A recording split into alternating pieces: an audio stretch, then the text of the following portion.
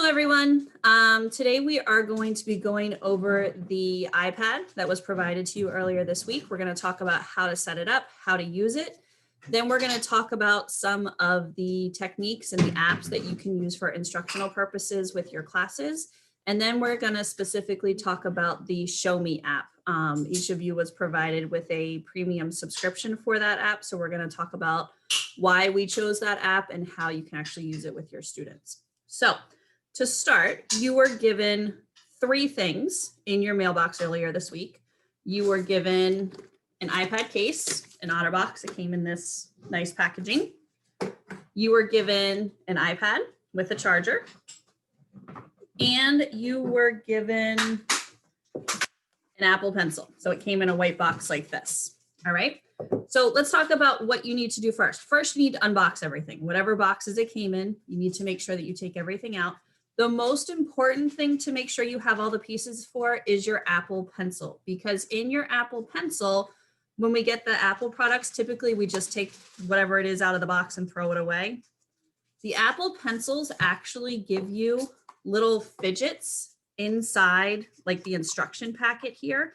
So when you open it up, you see your pencil and you're like, woohoo, don't throw your box away yet. Make sure you check this little slidey thing where the instructions are, because within there, you will have your charging port. So you need to make sure that you grab this, and you'll actually have an additional tip for your pencil. So if this ever wears out, you can take this one off and put the other one back on. I know in Tim's email, he recommended that you hold on to the box kind of as a storage thing to keep your pencil in, and you can totally do that. If you prefer not to keep the box, I highly recommend that you take the 2 little fidget thingies, the charger and the pencil point, and put them in a Ziploc bag or somewhere safe and keep them in your desk or somewhere that you'll have them when you need them. You do need the charging port to charge your Apple Pencil. It has the, when you take the top off, it has the lightning port, the same thing that's on the end of the cord that goes with your iPad. So obviously the 2 ends don't connect to each other. This little guy lets you plug the pencil in one side and the charging cord on the other. So you need this little guy to charge your pencil when the battery dies. Then it's time to, once you've unpacked your pencil and you've taken your iPad out and you've unwrapped it, it's time to put it in the case. Now, I know this has been a bit troublesome for some of us. So when you take your iPad and you go to put it in your case, there are 3 main pieces to your case. Take mine out. There's also directions in here. They're not awesome directions, but they are helpful. They're kind of like IKEA directions. They give you some pictures that you kind of have to figure out on your own. So you can totally use this. I did put together a video that I have, and I'm going to send out after we go today, but you need to pull it apart. So there's a bottom, and this is like your stand that you can kind of rest your iPad on. It has like a little arch on it. You can rest it on that. But the main piece you need is this. Okay, this is your case for your iPad. Make sure that you don't punch through this clear plastic. It looks like a film. Don't take this off. This is actually there to protect your glass screen on your Chromebook. So I know a couple teachers have accidentally removed this. You can put it back on, but it's better to leave it on and not have to put it back on because it's more secure. So just peel the rubber edge off your case. So there's a rubber edge all the way around. Once you get it over one of the corners, it kind of peels like a banana, and you can just separate the pieces. So now you have a rubber silicone case and you have a hard plastic shell. On the hard plastic shell, it actually comes apart. If you notice, there's these little triangles on the back that point to these little clips. There's 2 on each side. You can use your finger, you can use your nails if you have them, but you don't really need to. But just kind of pry up those little plastic clips. And once you've pried them up on 3 of your sides, the 4th side just kind of comes apart, and you can kind of hear them click. All right, so I've done 3 sides, and now I just kind of pull them apart. So now I have 2 sides. Now you want to put your iPad in. So what I recommend is find the square hole at the top. This is your camera hole. So you want to line the camera on the back of your iPad, the little circle on the back. Line that up with the square. Okay, so you can see the camera comes through the hole. And then just double check the sides, like the volume buttons should fit right in that slot, the charging port on the bottom. So everything should line up where the cutouts are on the case. And then take the piece with the clear plastic, find the home button, the circle, there's like a little plastic indent. You can line that all up and then it just clicks together. Clicks. There it goes. So they just click together. Make sure you push each of those little clips all the way around, make it nice and secure. And then it's time to put that rubber piece back on. This is the trickiest part. Once you figure out how to take it apart, that's awesome, but now we got to put it back together. So this takes a little bit of patience. So take your iPad that's in your plastic case now and just line it up. Again, find that camera hole. That's the best way to start lining it up.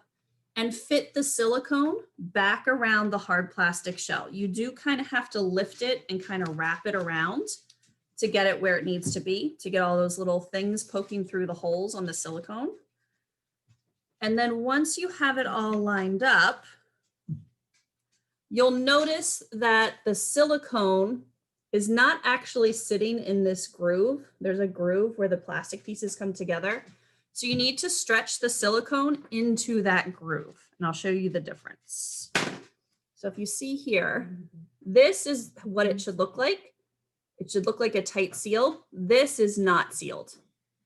So if it has this gap here, this is not protecting your iPad. If this fell off of a table or somebody dropped it, the iPad would probably still break. So you want to make sure that that silicone is up and into that groove. And it's kind of like massaging and stretching. You just kind of have to go all the way around the iPad and make sure that it's where it needs to be. And the last side is the hardest because it has the least amount of give. So just kind of, you know, sit, watch TV, stretch your little silicone skin all the way around your iPad and just make sure it's super secure, because once they break, it takes a little bit of time to get the AppleCare activated and to get it replaced. So you would be without your device for a little bit of time before we could get it replaced for you. So, and then once it's all the way in, you're all set. The silicone, you can make sure these little protective covers are clicked into place. That keeps your device watertight so that no water can get into it. And then this piece, the hard flat plastic thing, like we said, it's a stand. So the piece in the middle, you can kick up and let your iPad rest here at a low angle, or you can have it stand up at a more upright angle over here. But I like to use this particular piece as a protective cover when I'm transporting my iPad. So I click it over the screen and then put it into my teacher bag so that no pencils or book corners or anything that I may have in my bag can't puncture that screen, can't damage that screen. And it just slides right on and clicks right on. And then looks like that. And then when you're ready to use it, you just pull it off and it's ready to go. So questions about putting the case on so far? Pretty good? Awesome. All right, so the next thing we need to do is we need to set up our iPads. How many of you have set up your iPad so far? Like turned it on, gone through the settings? Okay. Kurt, do you need me to go through that or are you all set? Okay, so I'm gonna skip that part because everybody here has already done that part. Once you are all set up, does everybody know where to go to get the apps that you want? Good? All right, so the reason you have to go through the Meraki app instead of going like you would on your phone or on your own personal iPad, you would go to the App Store to find the apps that you want. Or if you've had an iPad with the district before, you would just go to the App Store, find the free apps, put in the password that we gave you. We're not doing that process anymore because we have so many devices in the district now. Everything's managed a little bit more closely so that we can kind of track if something gets lost or damaged, where it was, what happened to it. So we have to pick out those apps that we want to make available. And one of the things that we noticed was that a lot of people were downloading things that were not educationally relevant. Things like Subway Surfer, things like Netflix, things like, what was the one I saw the other day that I was like, I had to ask my kids, like, what is this app? And they had to explain it to me. And it's a game, it's fun, it's awesome, but it's not something that we should be supporting on our district iPads. So that's why we have to go through Meraki now as opposed to through the App Store. And if there are any apps that you feel you need for your device to help you work with your students, there is a form that Tim sent out, and you can always reach out to me and I can send it to you again. Just fill out the form, put your name, put what app you're looking for, and put how you think it's educationally relevant. And as long as it's not something like totally off the wall, it'll get approved. And then within a day or two, you'll see it in your list on Meraki that you can go ahead and download it. So any questions about that? Pretty good? All right. So if you haven't done so already, I want you to go into Meraki and I want you to download a couple of apps. And the apps that we're looking for specifically today are the Show Me app. Make sure you have that one downloaded. Make sure you have one of the math manipulative apps downloaded, whichever one you think you may or may not use with your students. And if you're not a math teacher and you don't do math with your kids, just pick one and you can always take it off later. And then the other one that I like to play around with a little bit is Jamboard. So if you download that one onto your iPad too. And again, if it's one that you feel you're not going to use, you can take it off later at any time. So I'm just going to set up my iPad.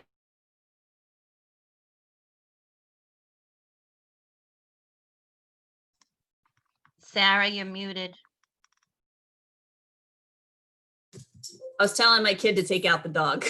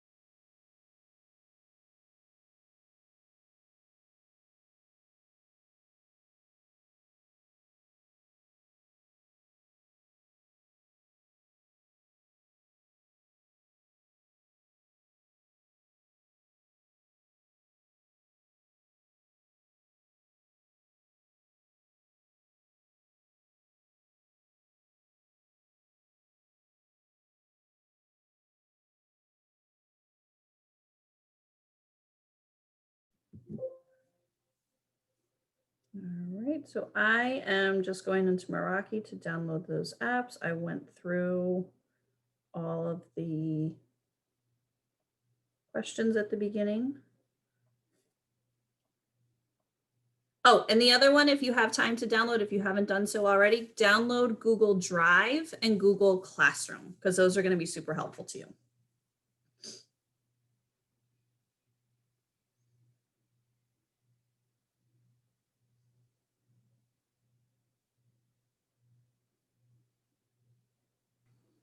Sarah, which math one were we supposed to download?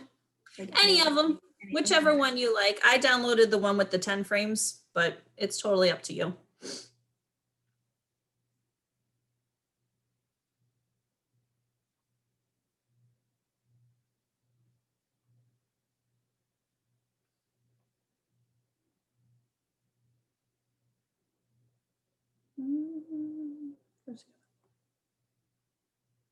Pages.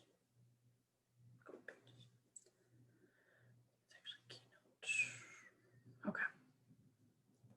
All right. How many of you knew that there is a way to connect your iPad to your Zoom so that you can actually share what's going on your iPad over Zoom? See, you learned something new. All right. So what you're going to do when you want to do this with your students is you go to, first you have to make sure that both devices are on the same Wi-Fi. So if you're at home, you want to make sure that your laptop and your iPad are on the same Wi-Fi. If you're at school, you want to make sure that your laptops automatically default to the staff Wi-Fi. You want to make sure that your iPad is also on the staff Wi-Fi when you're at school. So once you have them both on the same internet, you go to your share screen button. And once you're on share screen, the first option is screen. The next one is the whiteboard. I know some of us have used the whiteboard. And the third option across says iPhone/iPad. When you click on that and then click the share button,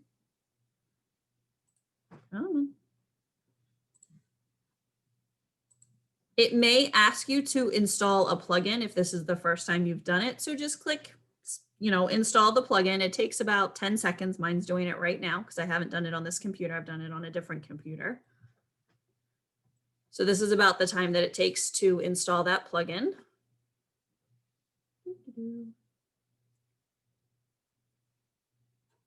There it goes. And then what will happen is your screen will switch and it'll have directions for you that says on your iPhone or your iPad, go on to the same Wi-Fi, and then you tap screen mirroring. So I'm going to stop sharing for a second so I can show you where that is. So on your iPad, so this is your iPad screen. If you pull down from the corner where the date is, okay, you get these control center options. And over here, it says screen mirroring. It has these two rectangles. So that's the button you want to do. So when you're on that screen in Zoom that says, make sure you're on the same Wi-Fi, on your iPad, go to screen mirroring, that's where you go. You pull down where the date is and you choose this rectangle that says screen mirroring. So I'm going to do that so you can see. Phone, share, screen mirror, and it tells you what to pick. So it says connect, tap screen mirroring, and then it says choose Zoom dash, and then usually it's your first initial, your last name. So whatever your email is, the first part of it before the @Milford, that's typically what it says is Zoom dash that. So now you should be seeing my iPad screen. Yes? Fantastic. All right. So just to review, when you're going to download apps, you go to the Meraki app. And then you have all of these apps to choose from. When you find one you want, you just click on the download button, the cloud button right here. So for example, if I wanted to download 10-bead math, I click the cloud button, it'll think and it'll download. If something's going wonky with an app, or maybe it disappeared or it needs an update, you could click these little cloud icons up at the top. These are the ones that are installed on your device. So you could click the cloud and give it a refresh. Maybe the app had an update that and it's acting kind of weird. You can click that button to see if there's anything that needs to be updated with that app. So we're going to get out of Meraki. And we're going to talk about how to use some of these things. So the first one I want to show you is Google Classroom. So when you open Google Classroom, it says get started. We need to make sure that we sign in with our Milford email account.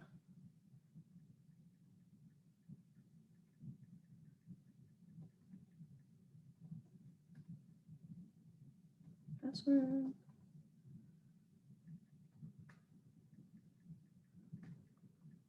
And I do not recommend signing in front of your students while you're sharing your iPad screen, because if you notice, the letters do show up for a brief second while you're signing in. So if you have any kids who may be quick readers and writing those things down, they would then have your password. So you definitely don't want to do that. Make sure you sign into all of your Google apps or any of your login apps prior to sharing your screen, because you don't want any of your kiddos to have your passwords. Classroom would like to send you notifications. All of your apps, when you open them the first time, are going to pop up with this message. And what this means is, do you want those little notifications popping up when your iPad is, when you're not working on it? You know how on your phone you get those notifications of so-and-so called you, or so-and-so texted you, or you received this email, or your turn in this game, or whatever it may be. If you want those types of notifications for the app, click allow. If you don't want those types of notifications for that app, click don't allow. And then you can always go back into the settings on your iPad and change those. If you feel there's too many notifications, or you changed your mind and you do want them now, you can always go back and change it. I tend to go with less notifications are better. That's just my personal preference, but whatever is your style, go for it. So I'm going to click don't allow. And then these are each of my classes that I have. These are my Google Classrooms. So they have the same banner that they have on the internet on the computer. They look the same, but things are in a little bit of a different place here. So if I open up this particular class, my first one, you'll notice that stream, classwork, and people are actually on the bottom of the screen as opposed to the top. So when we're on a computer, it says stream, classwork, people, grades. It has all of that across the top. On the iPad, on any mobile app, it's on the bottom. And there is no grades tab. So if I go to classwork, this is where I can see what the kiddos are doing. And if I go to people, up in the corner, there's these squares. This is really cool because this is like popsicle sticks or student, if you use the Class Dojo student name randomizer, you can do popsicle sticks and call out students' names here. So you go into people, and then you go into these little squares in the upper corner. And if I had more than one student, this would be more interesting, but I would just hit start and it would pull up a student for me. So if I had 20 kids in my class, if I wanted to do a randomization and call on kids by different names, I could have different kids coming up this way. So if you're in Zoom, it's a great way to kind of let the kids take turns and respond to different questions and things like that as you're going. Okay. So classwork.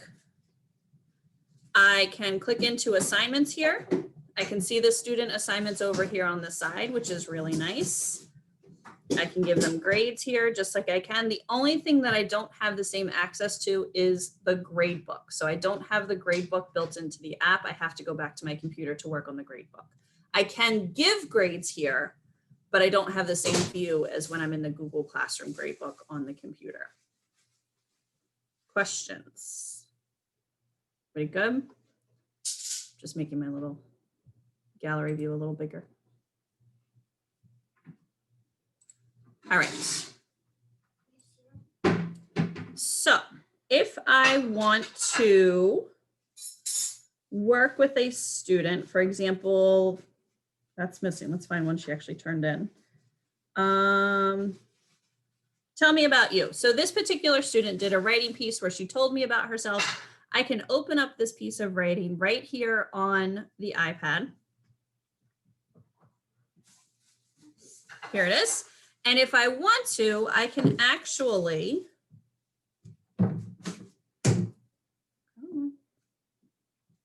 write right on top of it. So to get to this screen up here in the right-hand corner, there's a small pencil.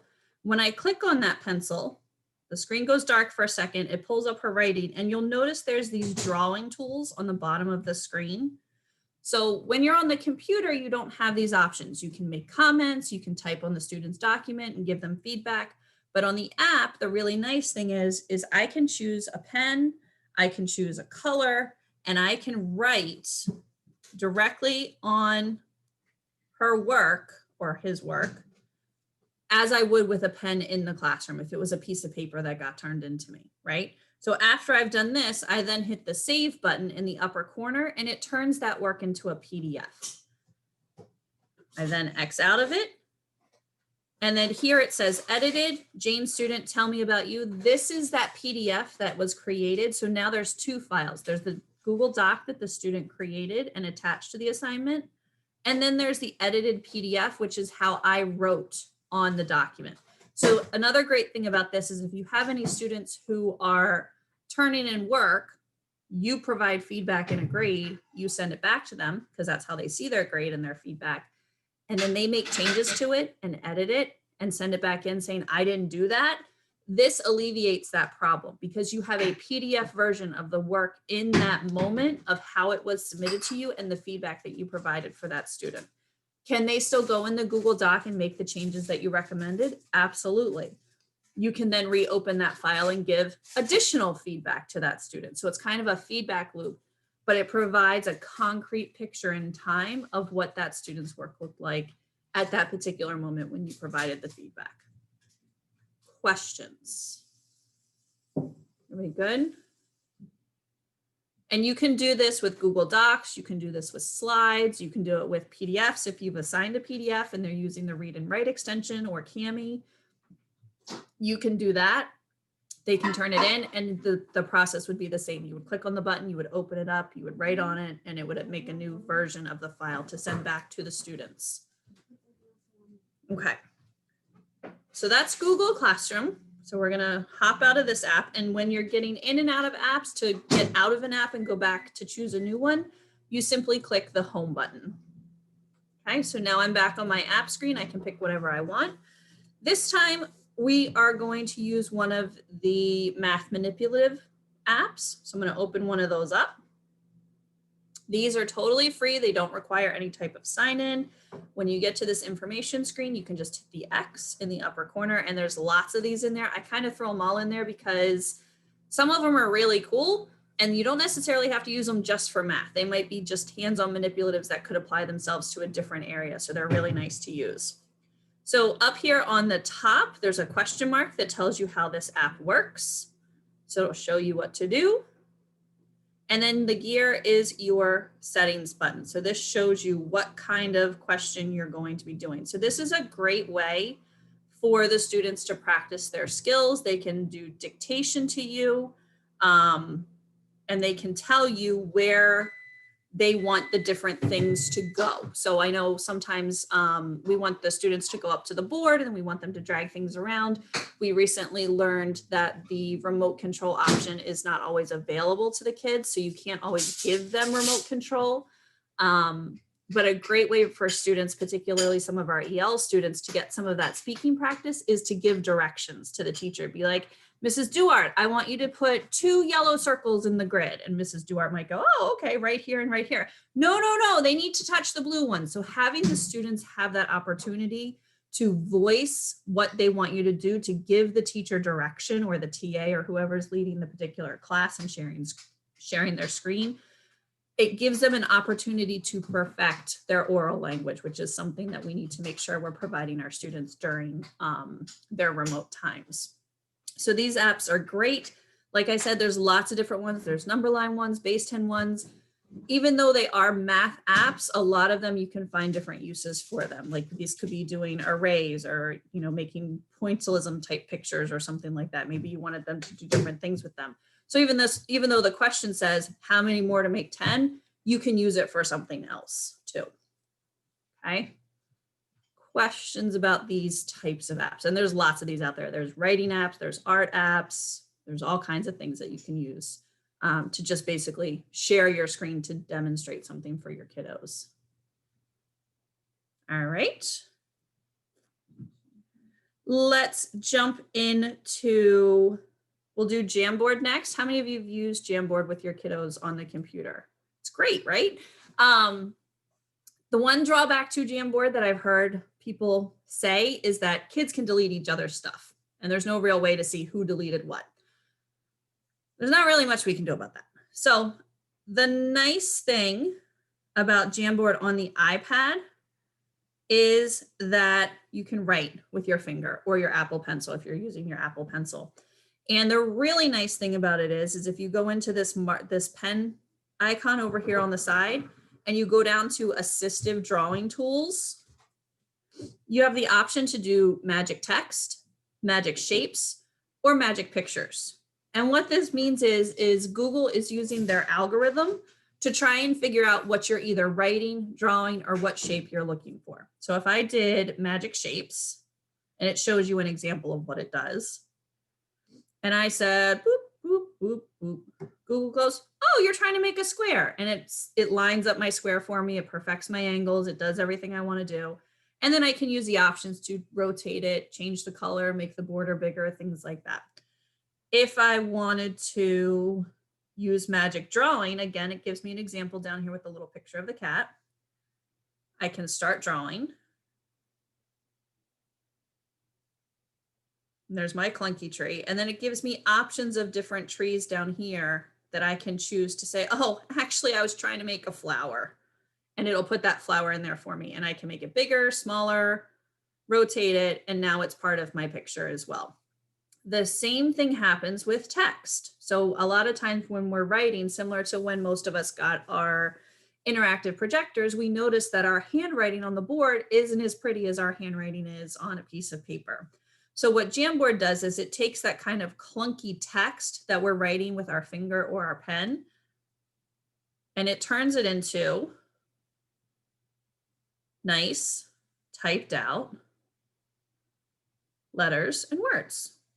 So now I have pieces of text. It's taken my handwriting that might be difficult for the students to read and turned it into text. So that's a really nice feature that allows whatever you're doing on the screen to be a little more legible for your students.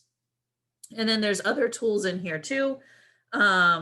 You can choose what color pen or pencil or whatever it is that you're writing with. There's a paintbrush, a marker, a crayon. There's all different types of tools.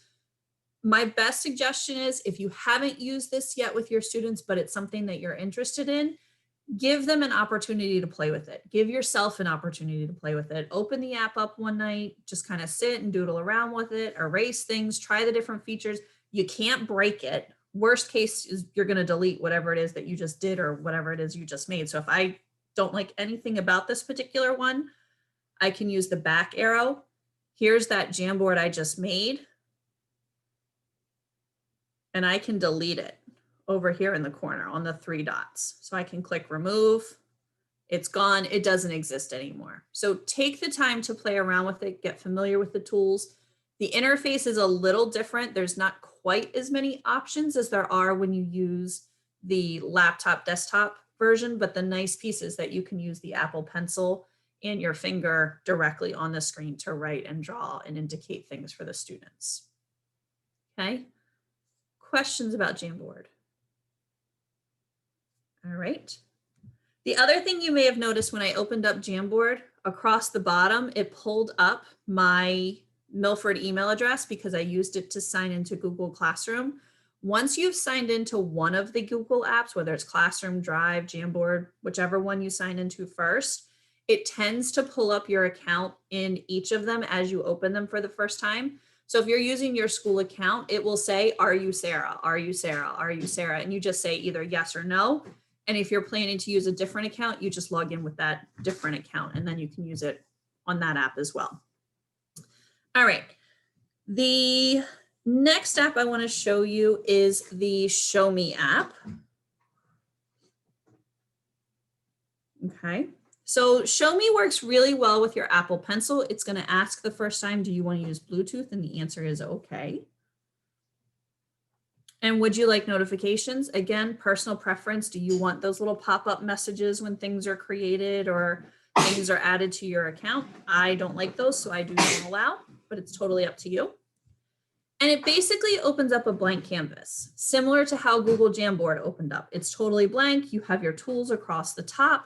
There's different things that you can do with them. The biggest difference between Show Me and any of the other whiteboard type apps is this record button right here in the middle of the screen, this kind of silver button with the red dot. What this allows you to do is you can screen record what is going on your iPad as you are adding things to this particular screen. And then you can take those recordings and upload them directly into your Google Drive to add to Google Classroom or to send out by email to your students. Or if you're building a YouTube channel, you can pull them up into YouTube as well.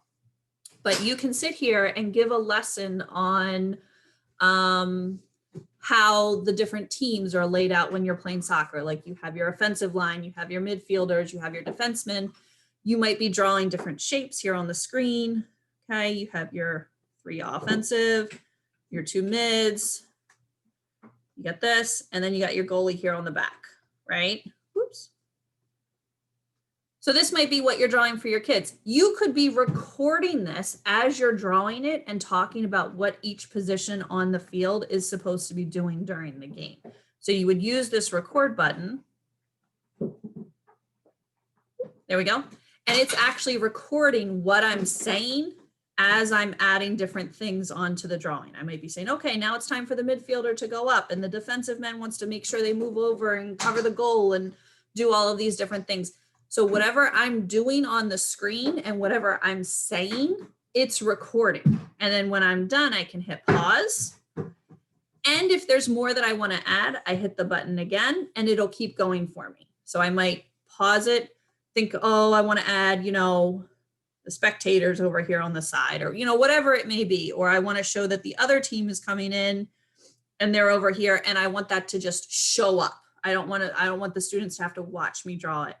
So now when I unpause my recording, those shapes just appeared on the screen. They're not watching me actually draw them as I draw them. I can pause them, draw when I want to draw, unpause it, and those shapes just show up. I can add pages to my Show Me. So just like slides, I can have multiple pages as I go through. I can erase things. So if I go back here, I can erase, I can clear all of it away. Or if I just want to erase one or two things, I can use this eraser button over here. And maybe I just want to erase my teammates from the other team, this stuff over here on the side.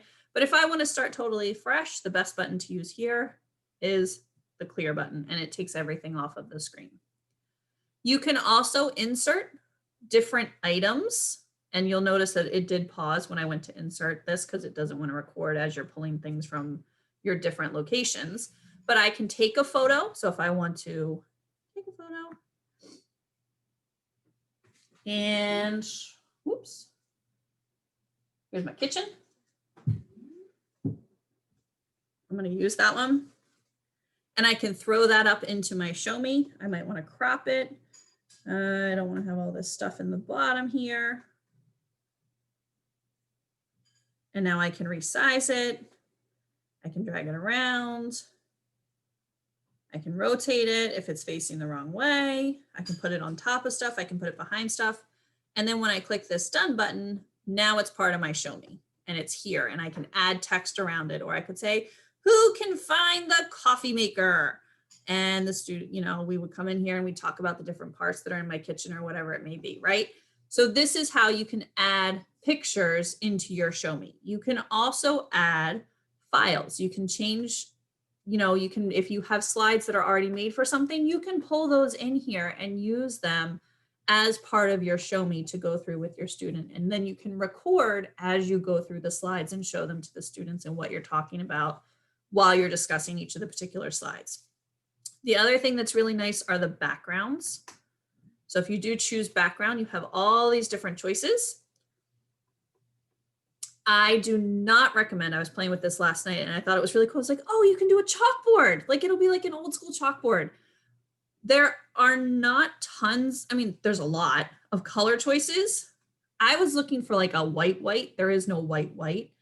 There are some lighter colors, but the black and the chalkboard type background, things don't show up super great on them. Like the black, you could use the neon colors, but it makes it kind of hard for the kiddos to see on their screen because the screen density on the Chromebooks is a little bit different than what we see on the laptops.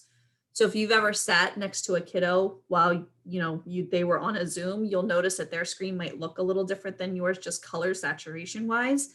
So the black and the green are not ideal for screen sharing through to a Chromebook. So I would stick with some of these white backgrounds to just show up a little bit better and make it easier for the students to see and to read what's on the screen.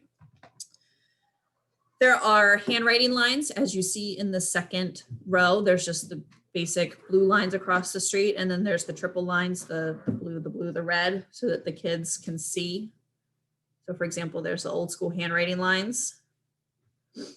There's also grid paper. So all different kinds of grid paper that if you're doing graphing or area and perimeter or any of those types of things, there's different size grid paper. And it's a little tricky to see while I'm sharing what the small images are actually of, but when you play with the app on your own, you'll be able to see them a little bit better. There's coordinate grids for those of us that are doing graphing. It even goes into 3D graphing. Oops. There we go. And for example, I'm trying to delete this picture. You just put your finger on it and hold down on it and your options come back up here again. So I'm going to delete this picture so we can see a little better.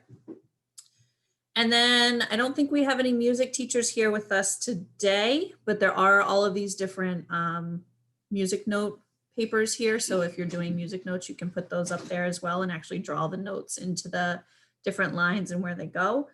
And then there's these dot papers down here at the bottom. Those are really small dots. Try a different one. We'll do this one. So there's some dots on there. And then as you saw, there were some that had the connective lines through them. So if you need this type of paper for anything, you could totally use that with your students. Once you have finished your recording of your show me, what you were talking about, everything you were doing, you can hit the done button. And then it gives you options. So I'm going to save and upload. I'm done. This is everything I wanted to talk about. So I'm going to save and upload.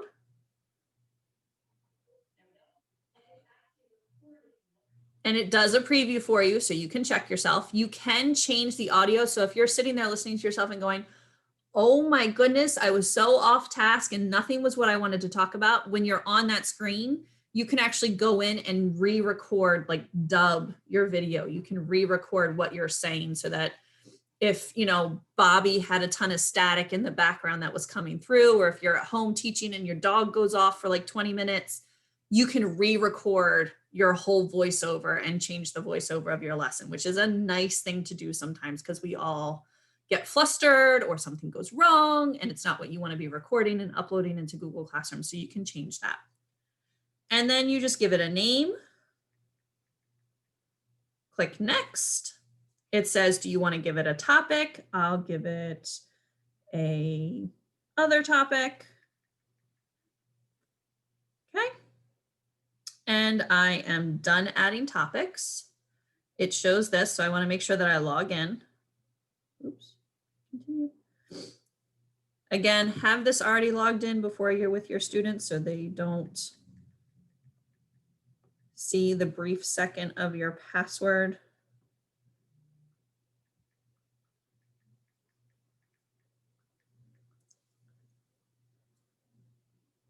All right, it's logging me in. It's here. So these are the show me's that I've created. You'll notice I have one here that's already posted, the one right that just kind of finished, the one that says demo lesson, that's the one that we just did. If I want to take this lesson and upload it into my Google Classroom, I click the settings, and then down here on the bottom, I have the ability to do different things with it. So yes, there's a Google Classroom button right here. What I noticed with the Google Classroom button is when you click it, first, it takes a really long time to load. And second, I'm not sure why, I have to talk to Carrie Taylor about it. She's way more familiar with this than I am. It's pulling over everyone's classroom that is part of our subscription. So it's not just your classrooms, it's everybody's classrooms in this great big long list of like 400 classes. So I don't recommend using the Google Classroom button right now until we figure out what's going on with that. So I'm gonna skip out of that one. And the best thing to do to get it up into your Google Drive is to hit the share button. Actually, no, not the share button. I'm sorry. Where did it go?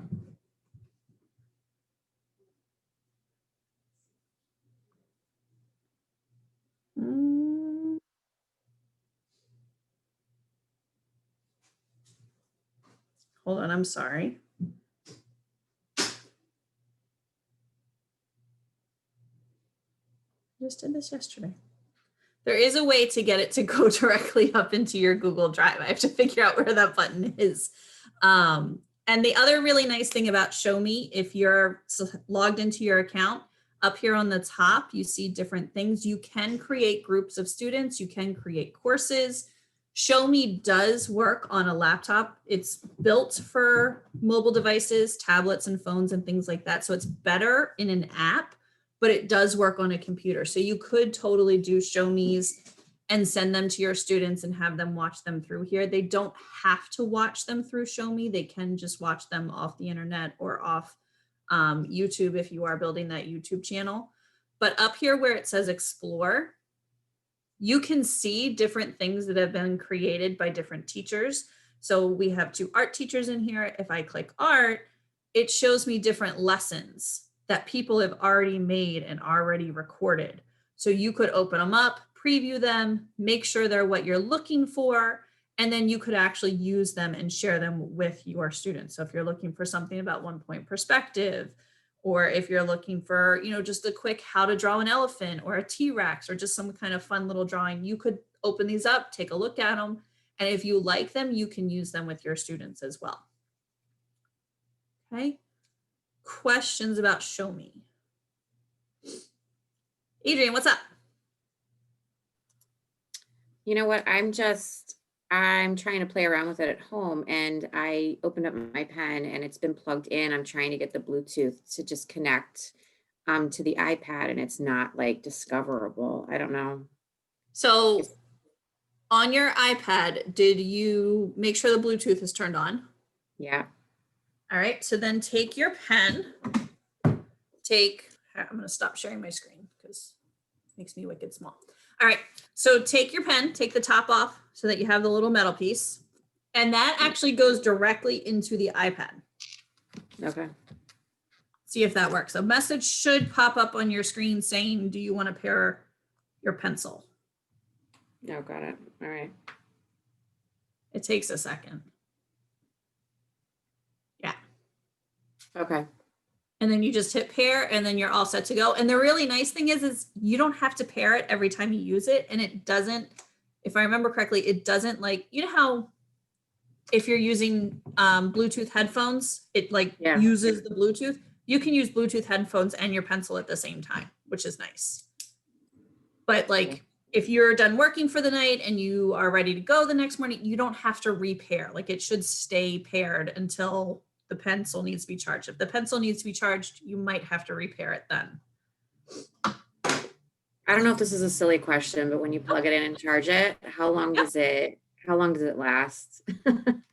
Hold on, let me ask my daughter. She knows way better than I do. Okay.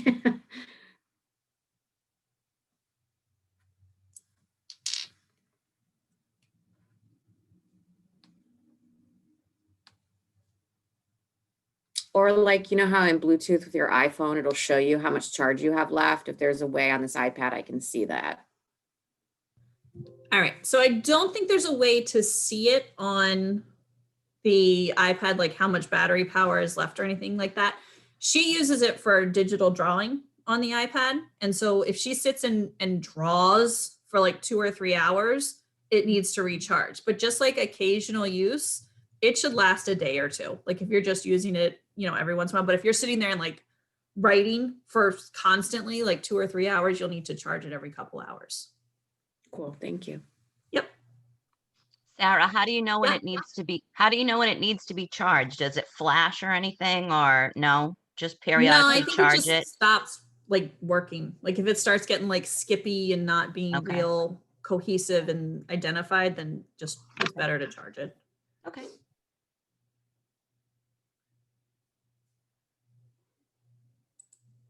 What else? Anything else? I have a question. Please. When you were explaining how to download the app, my iPad wasn't on my Wi-Fi. I had to go get my code, so I missed the whole thing. That's So okay. now I have this. It says enroll in systems manager. It's either enable or skip. What do I do? Enable. Okay. And then it says enable always. Yes. Okay, but now what do I do to get an app? So down at the bottom, Okay. there should be a button that says apps. I don't see that. On the left or the right? On the right. No, I have location, Siri, notifications, background, background apps, refresh. Nope. So all the way down to the bottom of the screen. There's nothing. I don't know if you can see it. Oh, you're in settings. You need to go to the Meraki app on the screen. Okay, this one at The the one bottom. that has, it's gray and Okay. it has an SM.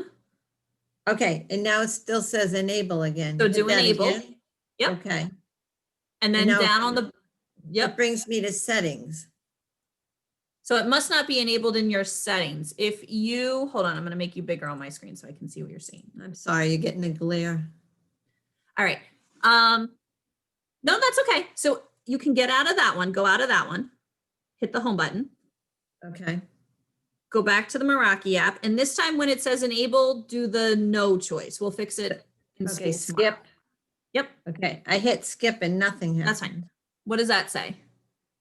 It says system manager requires location services to determine device compliance. Your administrator will determine which resources can be accessed based on device compliance. Can you hold it up to the camera so I can see it? And move it up a little bit. Up, up, up, up higher. I can't see the bottom. Can you hit skip or is it grayed out? I hit skip and nothing happens. Enabled is like in a box. All right, go back to enable for me. We're gonna have to turn this on. Okay, and it says cancel or enable always. It says authorization needed. Your Try adminis- cancel. See what cancel does.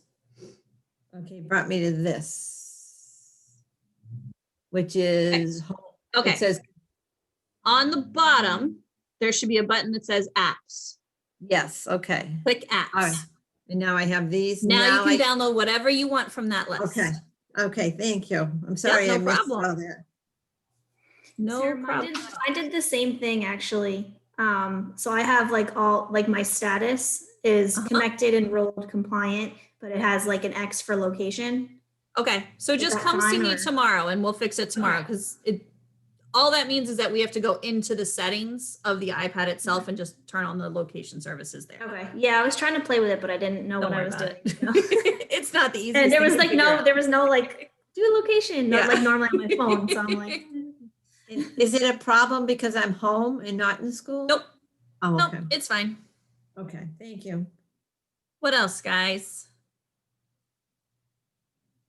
Adrian, what's up?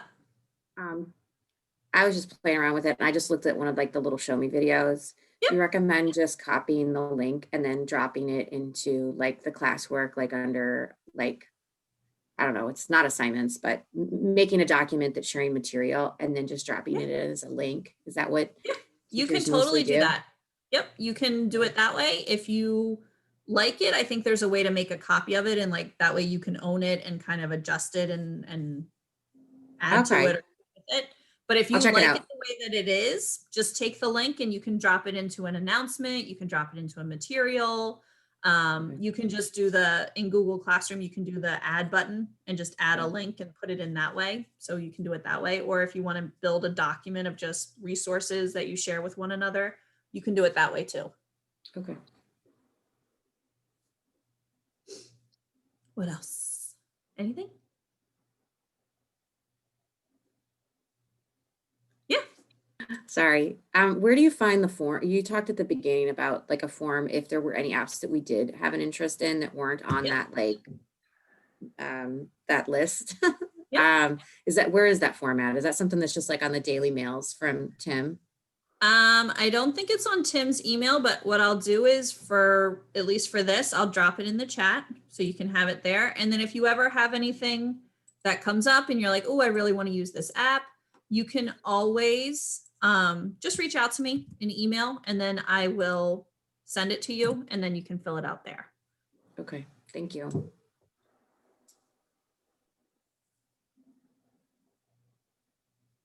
Anything?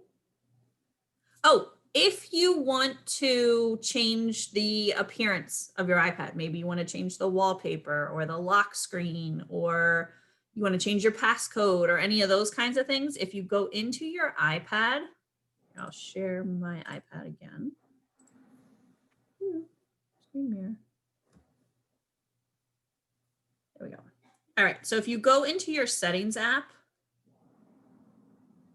you can go over here on the side. So those notifications, remember how we said if you did allow or don't allow and you later come back and change your mind, over here where it says notifications, you can come in to each of your apps and adjust the different notifications that it provides for you. So for example, if I go into show me, I didn't allow the notification, so it's turned off. I would just hit this button and then it shows me the different types of notifications. So the lock screen are the ones that show up when you hit the power button just to like lock your iPad. Those are the ones that show up anyway. The notification center is when you swipe down from the top, you get a list of all your different notifications. And banners are those little things at the top that kind of pop up while you're using your iPad or your phone. So like if you're sitting there and you're scrolling through Facebook on your phone and you ever get like a pop-up message that says so-and-so has called you or whatever it is, that's a banner message.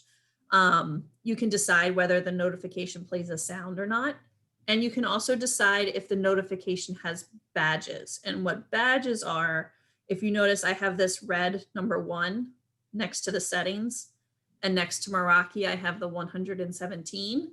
Those are badges. Those little red number counts on things, those are badges. So for example, Meraki, I may want to turn off my badges because I don't need to know that there's 117 apps sitting there waiting for me and I don't like that. So I just turn the badges off because I'm that type of person where if I see that red number, I click into the app to find out what that number is for. And that 117 drives me crazy. Um, so you can totally turn that off. You can turn off all notifications. That's fine too. Again, personal preference. Come in, play with it. If you find a particular one isn't working for you, you can come in and change it later. And then for things like display and brightness, Apple has a light interface and a dark interface. So you'll notice on the screen, it's the same background image, but it looks a little different.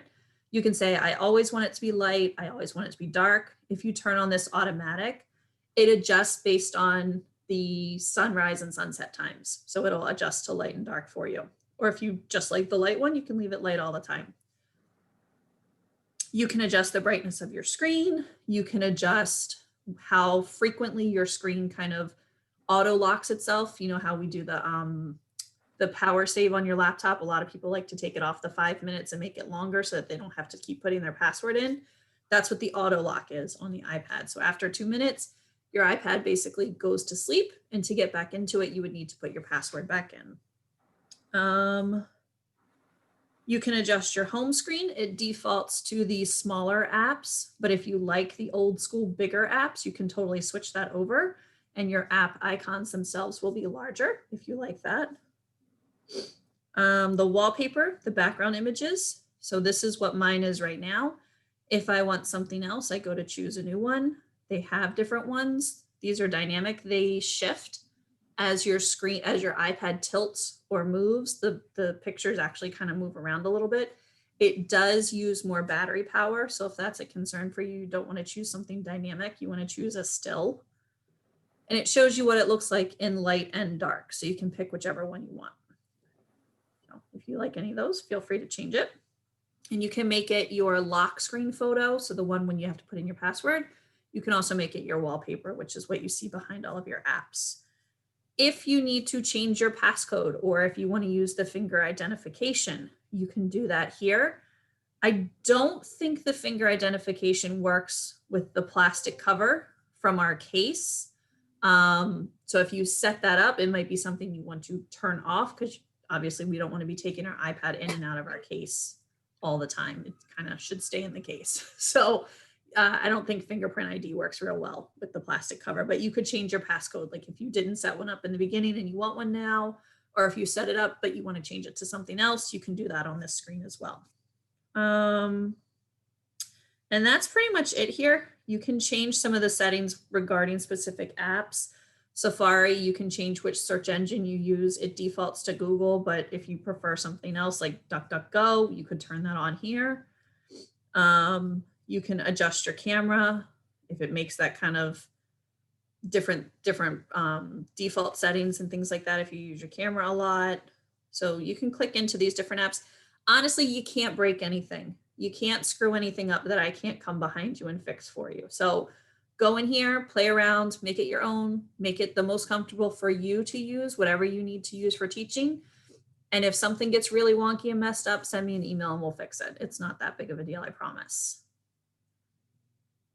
Questions, things you want to see, things you want to know about? I have a question about the Yes. pen. How do Yeah. I charge it? I put it like this and I have that little piece. Yep. So you have to use the cord that came with your iPad. Okay. So I just have it. like you would plug that cord into your iPad, you're going to plug Okay. that cord into this thing. Oh, okay. And then the other end of this thing, you're going to plug in here. If you look really closely on this thing, one of the ends, where's my camera? Has a, I don't think it shows up real well. It has like a little circle on it. It's like really faint. You might want to use like a Sharpie and kind of put like a dot on it, because the end with the little tiny circle is the end that goes on the pencil. Yes.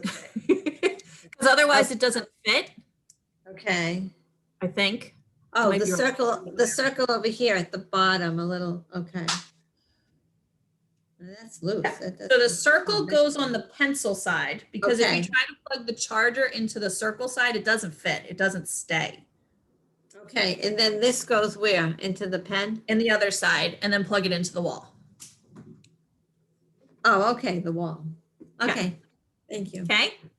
Can Can I ask, how do you link your Google Calendar with this iPad? Is that off? Is that all right to ask? No, no, you can totally do that. So you can do it two ways. You can use the Google Calendar app. Yeah. Or you can use the iCalendar. I use iCalendar because I've always had it set up on my phone and I'm really familiar with it, but it is very different than using Google Calendar. Does that make sense? Yeah. So I if mean, you're- I think I've always set it up just with the calendar app, or I've tried to link them through there. Yep. So all you have to do is, I'll show you. Honestly, it's easier to show, I promise. Doop, doop. All right. So if you go into the Google Calendar app, which you can get in the Meraki app, I mean, not the Google Calendar app. If you go into the regular calendar app, this one up here, right? Whatever. You can go down to where it says calendars and you're going to add a calendar. And I usually call mine Sarah Work.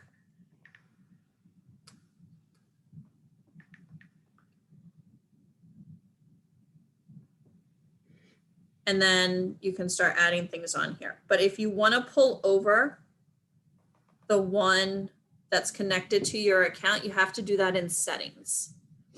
Okay. So if you go to where it says passwords and accounts, there used to be one that said mail and calendars, and they totally rearranged all their stuff in here. But it's about halfway down the sidebar. Passwords and accounts, you're going to add an account. And it's going to be a Google account because that's what we are. And it says, do you want to sign in? And then you just sign in with your school. And then password.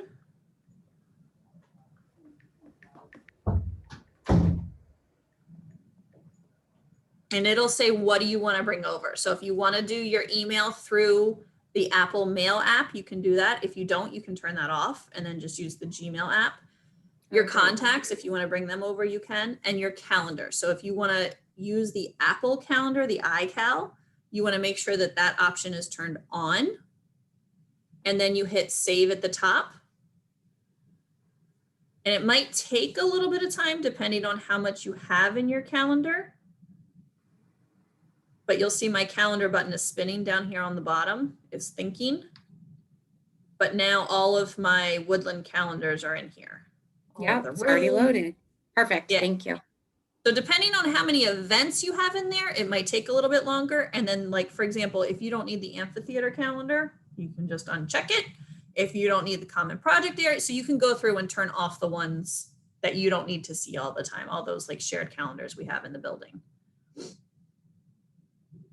But otherwise, everything just kind of comes over and you can go through, turn off and on what you do and don't want.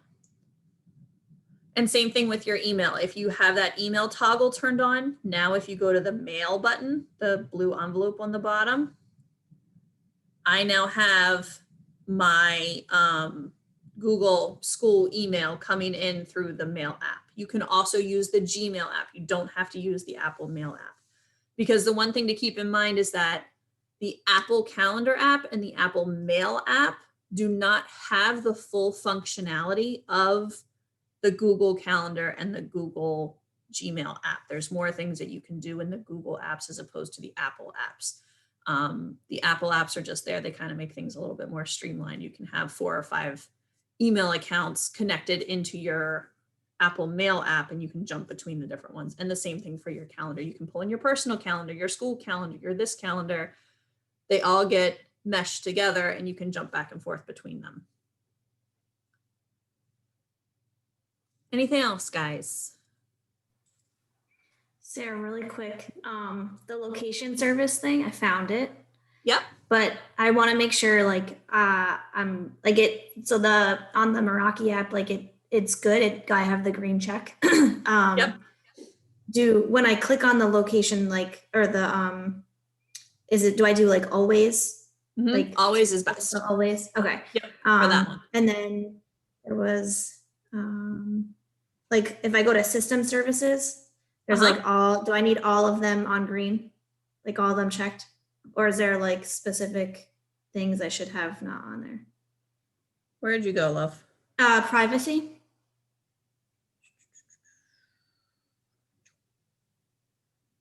And then location services up at the top. And then the system services down at the bottom. Yeah. You can leave those alone. Most of those don't end Okay. up being used anyway. Okay. They just perfect. kind of sit there. The biggest one, the one that you want to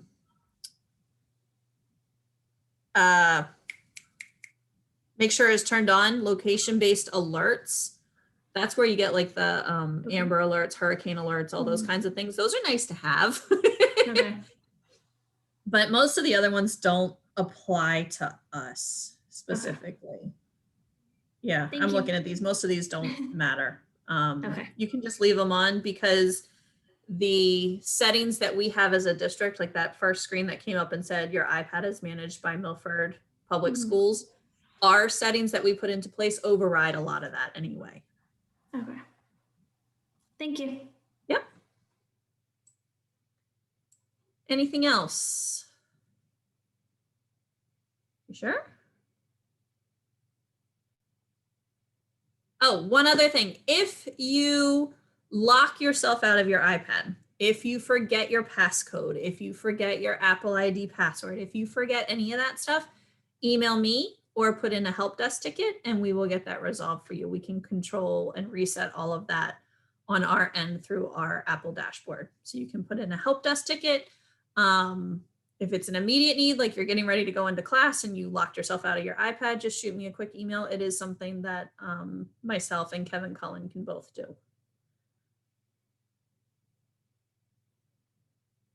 All right, I think that's it. So if you guys don't have any other questions, if you do, feel free to stick around. But if you don't, I'm done. I don't have anything else to present. So thank you for coming. Thank you. Thanks for having us. Thank you. Bye, Thank you, guys. Sarah. Bye. Thank you.